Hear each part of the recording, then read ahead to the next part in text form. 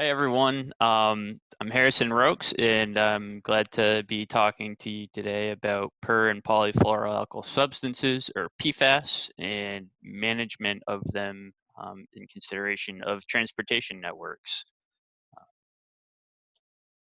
So the reason that PFAS matter is because they've been commonly used, and that's resulted in a fairly widespread occurrence in different environmental medias and sites. And there's some pretty low risk-based values for exposure. So the combination of occurrence and exposure, low values for exposure, is something that's problematic. And another thing for PFAS is that they're still an emerging contaminant. And some of this is because they're relatively new on the scene, but they also have really challenging chemistry that we'll talk about more that makes them pretty tough to fully understand and regulate and study.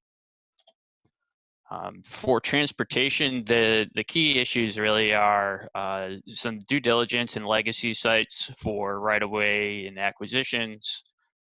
For construction work or maintenance, dewatering and excess fill can sometimes have PFAS impacts, and so it needs special management.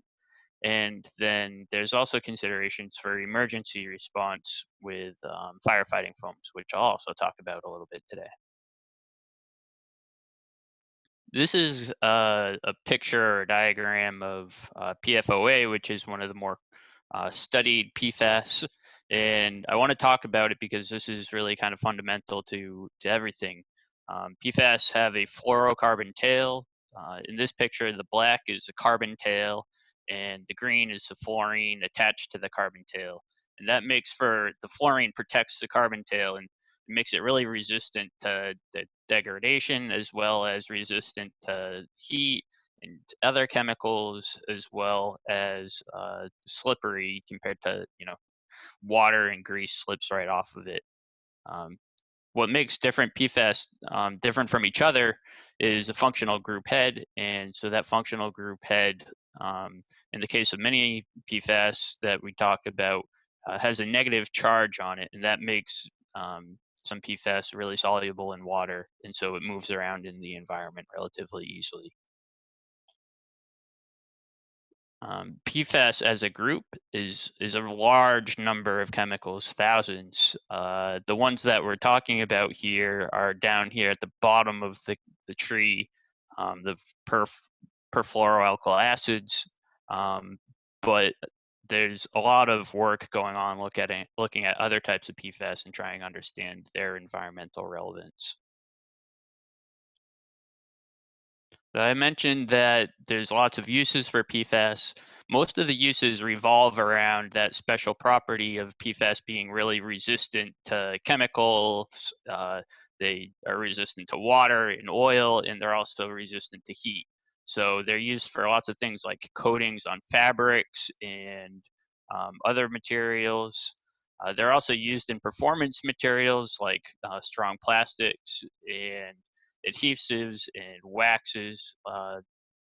Really high performance key waxes contain PFAS. And there's also special properties for many PFAS is that they're a surfactant, which means that they can easily form a foam and hang out at air-water interfaces. So this has been led to their use in many industrial processes and use in firefighting foams, particularly aqueous film forming foams, which are called AFFF for short in this presentation. So many uses. The way that PFAS make their way into the environment, at least from industrial releases, there's a few different mechanisms. The first one that I've outlined here is a direct release, either to surface water or to groundwater. This is kind of typical of what we see for other types of chemicals. Another release pathway that's a little bit more unique to PFAS, or at least is special for PFAS, is the atmospheric deposition pathway. And so PFAS can be released into the air from stack emissions and then fall on the ground outside of the facility and eventually leach into groundwater from the soil. And so this is something that's come up on a number of sites and is particularly challenging from a site characterization standpoint. And then a third release mechanism that I've outlined here is when waste products or commercial goods reach the end of life, um, either proper or improper disposal uh, brings up the chance for release to the environment, either through leachate or spills and improper disposal. So that's kind of a third pathway outlined there. For regulation, there's been some regulation or guidance values on various types of media. Really, water's been a big focus, particularly drinking water exposure and groundwater. Some surface water guidance has been emerging, and there's been some work to also address PFAS in liquid discharges or disposing of liquids that have PFAS impacts. Soil is another emerging issue regarding PFAS, and so there is some guidance and regulatory values around direct contact. So that's things like, incidental ingestion in a residential setting. But there's also a consideration for leaching to groundwater, which I'll talk about in just a minute. Really important piece of this because groundwater and drinking water are so important for PFAS. And then some guidance on how soil can be disposed of or reused. The regulatory and risk understanding is really developing rapidly and is kind of a moving target and being done on a state by state basis in many cases. So there has been an early focus on groundwater and drinking water, um, but there's a lot of work being done to consider these other kind of media. Um, so it makes for an interesting place to be doing work, that's for sure. So I said I'd touch on the soil leaching values. These are some values, the orange diamonds plotted here for soil leaching value guidance criteria. And so you can see they range, and actually there's a few screening values towards the top that got cut off here just to keep the scale kind of legible. Um, so what I want to do here is compare these screening values, which are widely ranging, to uh, some background values that we collected in Vermont. So we went around Vermont and collected a bunch of soil samples from various places that didn't have known impacts from like a release site. It was parks and lawns, things like that. And so we found detectable concentrations of PFAS, including PFOA, in those background soils. What's really interesting here is that there's an overlap in some of the guidance values and some of the values that were detected in Vermont background soils.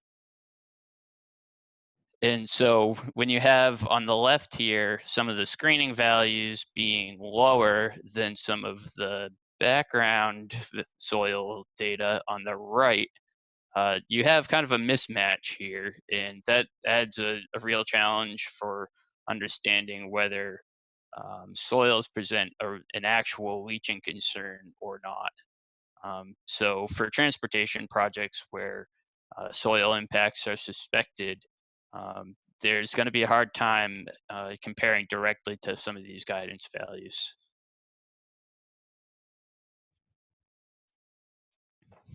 Bringing it back to New Hampshire, New Hampshire provides kind of a pretty interesting case study because, as you all probably know, New Hampshire has done a lot of work to um, encourage sampling and require sampling at various sites.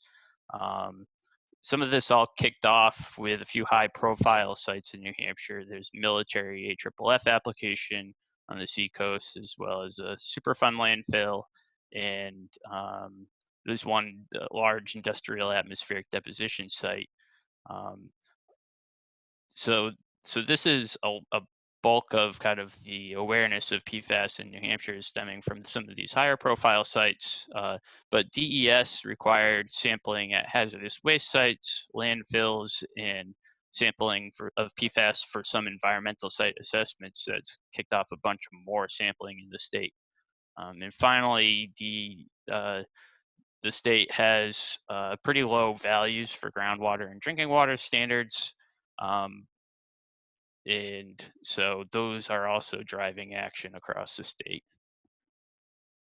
You'll see on the right-hand side there's the graph of all sorts of PFAS sampling data that DES has posted, and it's a really interesting map to kind of peruse. And in that blue box there, I'll show a blown-up version of that, and you can get an idea for kind of the scope of PFAS sampling and that's occurred. So this is the blown up version of that map. It's focused on, the Merrimack Valley in New Hampshire, between about Nashua and Manchester, and some parts east of that. And what this map shows is, the orange and the red dots exceed the drinking water and groundwater standards in New Hampshire. And so you see a smattering of red and orange dots all over New Hampshire. Some of them are certainly associated with a prominent atmospheric deposition site, but others also seem to be, hot spots spread throughout where there's individual sites contributing.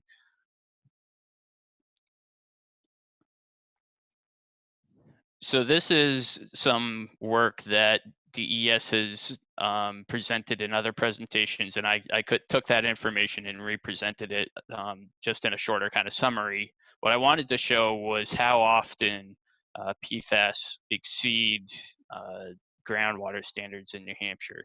It's an impressive percentage. For hazardous waste sites, over half, almost 65% or so of sites have PFAS exceeding ambient groundwater quality standards.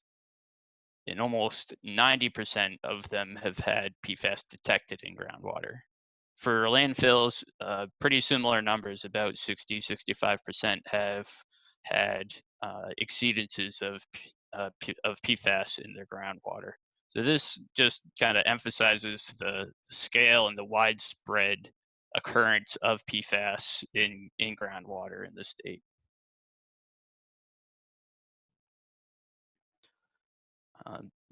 From that same presentation that DES has given several times, and it's really good, they provide a summary of some of the sites that are kind of, associated with the higher concentrations. And really the AFFF sites tend to have the highest concentrations associated with them. And so that's what these bar charts show. And you can see there's been quite a number of AFFF sites. And the groundwater quality standards, if you remember, are around, or actually under 20 nanograms per liter. And so when on the scales here, you're seeing thousands or hundreds of thousands of nanograms per liter, that's pretty high concentrations there. So AFFF sites can have some pretty seriously high concentrations at them. In the context of transportation, an interesting project where an AFFF site had an impact was for a culvert replacement. Just up a stream, there was a known AFFF site where there was some fire training and known impacts to groundwater and surface water in the area. And so the downstream culvert, when there was work being done to replace it, the saturated soils and the muck from around the culvert were actually excavated and loaded onto lined trucks, and then brought back to the training facility for storage in a holding area. And so that holding area is what's shown empty in the top left and then in full in the bottom right. And so that was kind of a a way to deal with a potential issue there with impacts to a stream into saturated soils and muck, and get it back on the site where it came from. Other situations where AFFF comes into play for transportation is just releases in the context of emergency response. And one way to help on this is to get out ahead of an issue. So building awareness and proactive measures with firefighters who can, first of all, avoid the use of AFFF, and then if they find that it needs to be used, contain, recover it, and follow up with investigation. Um, in some cases, if there's recent or known releases, those can be followed up on. But there is an issue around the country of, little documentation of historical AFFF uses. Some of that information is pretty sparse. So this is an area um, of further work. Something else that has come up for New Hampshire DOT is the atmospheric deposition issues, and why this can impact transportation networks in particular is because there's a potential for these sites to impact large areas, and with transportation networks, they cover a lot of ground. And so the kind of intersection of these large deposition areas with transportation networks is something that can happen pretty often. So the way that this works is, the industrial facility emits through a stack. The PFAS is deposited on the ground, and then the PFAS leach from the ground into groundwater. The fate and transport of PFAS in the environment is pretty tough to generalize across PFAS, and even with a specific PFAS, like for say, PFOA, it's got fairly complicated mechanisms for how it behaves in the environment. It has some special properties in that it's hydrophobic, and it's charged, so electrostatic interactions are really important for how it behaves. And it does have that surfactant behavior. It likes to act as kind of a foam. And so those things combined make it pretty difficult to apply our kind of typical understanding for how things should move in the environment. So this makes for a challenge when we're trying to figure out a PFAS site.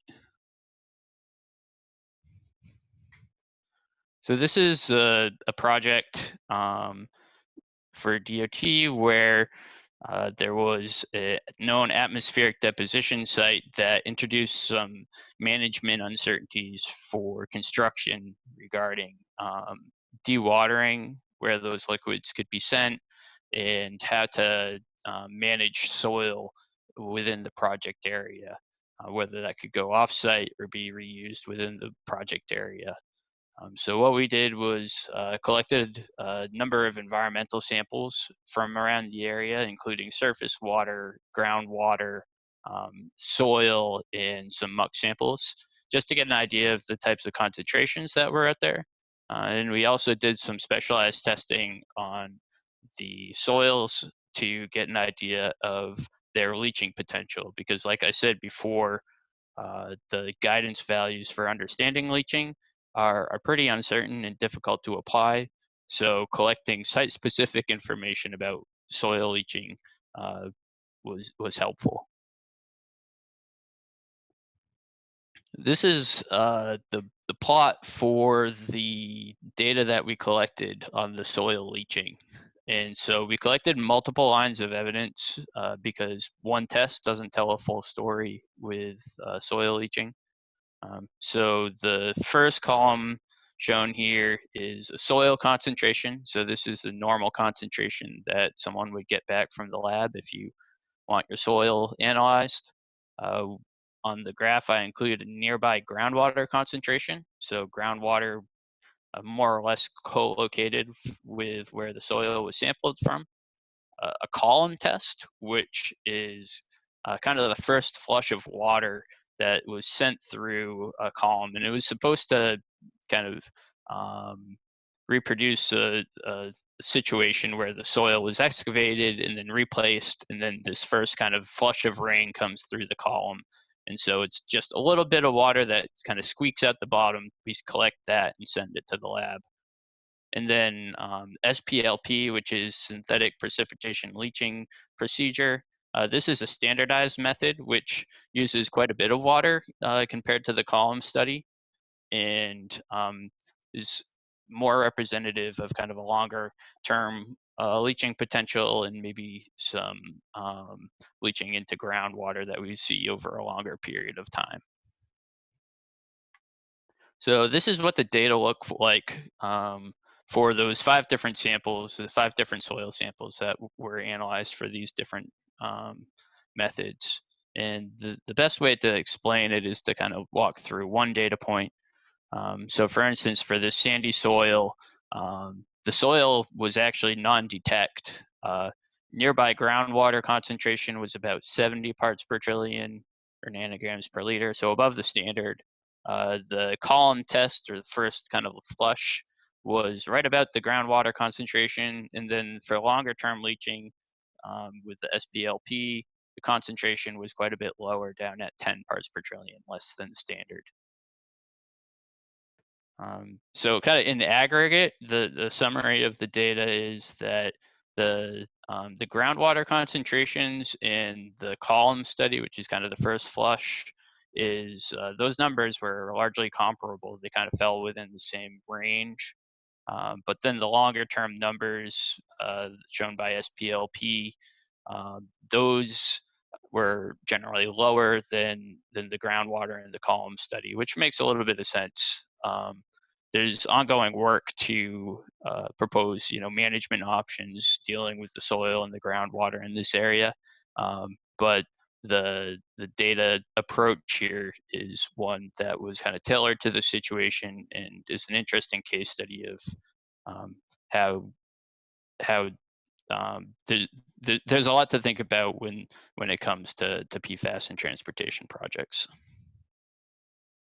So I want to say thank you for your time, and also to our many collaborators and contributors to the information on these slides, including New Hampshire DOT, New Hampshire DES.